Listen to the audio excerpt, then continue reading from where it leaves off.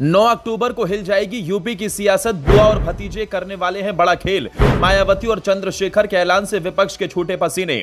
उत्तर प्रदेश की राजनीति में इन दिनों अजीब सा सन्नाटा पसरा हुआ है, लेकिन दोस्तों ये सन्नाटा दरअसल तूफान से पहले की खामोशी है। एक ऐसा तूफान जो दलित और पिछड़ा राजनीति की दिशा ही बदल सकता है। आज हालत यह है कि एक तरफ समाजवादी पार्टी और बीजेपी आमने सामने भिड़ रही हैं। आरोप प्रत्यारोप का शोर हर दिन गूंज रहा है। टीवी चैनलों से लेकर सोशल मीडिया तक हर तरफ अखिलेश बनाम योगी, मोदी बनाम विपक्ष का ही शोर है। लेकिन इसी शोरगुल के बीच चुपचाप अपनी अपनी चालें बिछा रहे हैं दो बड़े चेहरे। जी हां, हम बात कर रहे हैं बीएसपी सुप्रीमो मायावती और आजाद समाज पार्टी के राष्ट्रीय अध्यक्ष चंद्रशेखर आजाद की।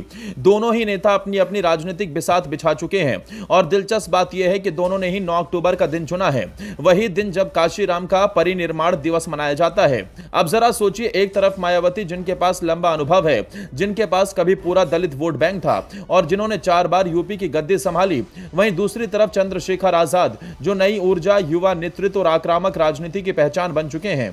दोनों एक ही दिन मैदान में उतरेंगे। सवाल यह है कि दलित राजनीति का असली चेहरा कौन बनेगा। मायावती ने पिछले कई चुनावों में लगातार हार का स्वाद चखा है।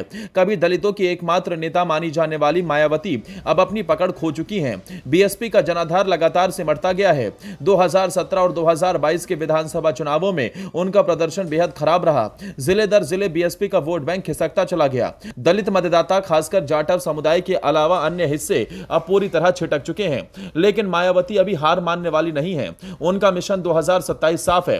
वो चाहती हैं कि खोया हुआ जनाधार फिर से वापस आए। यही वजह है कि 9 अक्टूबर को लखनऊ में होने वाली रैली के जरिए मायावती अपनी वापसी का बिगुल बजाने जा रही हैं। वो चाहती हैं कि दलितों को यह संदेश जाए कि असली लड़ाई बसपा ही लड़ सकती है। मायावती की राजनीति का मूल आधार हमेशा से रहा है दलित, पिछड़ा और ब्राह्मण समीकरण। यही समीकरण उन्हें कई बार सत्ता तक ले गया, लेकिन समय बदल गया है। नए नेता, नए मुद्दे और नए चेहरे उभर चुके हैं और इन सब में सबसे बड़ा नाम है चंद्रशेखर आजाद। चंद्रशेखर आजाद ने पिछले कुछ सालों में धीरे धीरे लेकिन लगातार अपनी पहचान बनाई। सहारनपुर से लेकर दिल्ली तक, जेल से लेकर संसद तक चंद्रशेखर ने दिखा दिया है कि वो सिर्फ प्रतीक नहीं बल्कि संघर्ष का चेहरा है। 2024 लोकसभा चुनाव में नगीना सीट से उनकी ऐतिहासिक जीत ने उन्हें दलित राजनीति का नया सितारा बना दिया। चंद्रशेखर की राजनीति मायावती से बिल्कुल अलग है। वो आक्रामक हैं, बेबाक हैं और सबसे बड़ी बात, वो सोशल मीडिया और युवा पीढ़ी की नब्ज पकड़ते हैं। दलितों और पिछड़ों के साथ साथ युवाओं में उनका तेजी से असर बढ़ा है। यही वजह है कि 9 अक्टूबर को वो भी अपना अभियान शुरू करने जा रहे हैं। उनका मकसद है दलितों और पिछड़ों को एकजुट करना और यूपी की राजनीति में एक नया विकल्प खड़ा करना। अब सवाल यह उठता है कि 9 अक्टूबर को आखिर किसकी आवाज ज्यादा गूंजेगी।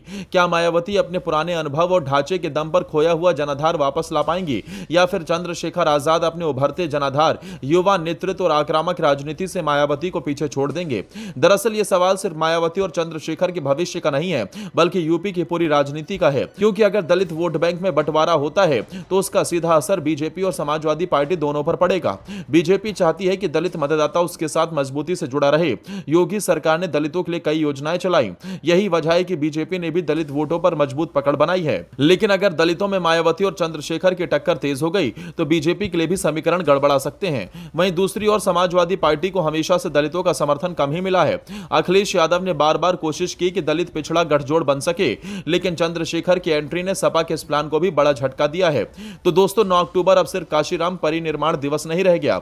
यह दिन दलित राजनीति के नए इम्तिहान का दिन होगा। यह दिन तय करेगा कि दलित समाज किसके साथ जाएगा, मायावती की परंपरागत राजनीति या चंद्रशेखर की आक्रामक नई राजनीति। अगर मायावती जीतती हैं तो बसपा को नई ऊर्जा मिलेगी और 2027 का रास्ता खुल सकता है। लेकिन अगर चंद्रशेखर आजाद जनता के दिलों में जगह बना लेते हैं तो यूपी की राजनीति सच में त्रिकोणीय हो जाएगी। यानी अब सिर्फ बीजेपी बनाम समाजवादी पार्टी की लड़ाई नहीं होगी, बल्कि दलित पिछड़ा राजनीति का तीसरा ध्रुव भी सामने आएगा। यूपी की सियासत हमेशा से जातीय समीकरणों पर टिकी रही है और दलित वोट बैंक इनमें सबसे निर्णायक रहा है। यही वजह है कि हर पार्टी दलितों को साधने की कोशिश करती है, लेकिन दलित समाज अब परंपरागत राजनीति से ऊब चुका है। उन्हें नए विकल्प की तलाश है और यही तलाश मायावती और चंद्रशेखर की इस जंग को और दिलचस्प बना रही है। तो आखिरकार दोस्तों, एक बात तो तय है, 9 अक्टूबर केवल मायावती और चंद्रशेखर के भाषण का दिन नहीं होगा। यह दिन तय करेगा कि दलित राजनीति किस रास्ते पर जाएगी। क्या यह राजनीति अतीत के अनुभव पर टिकी रहेगी या फिर भविष्य की नई सोच और नई ऊर्जा को अपनाएगी।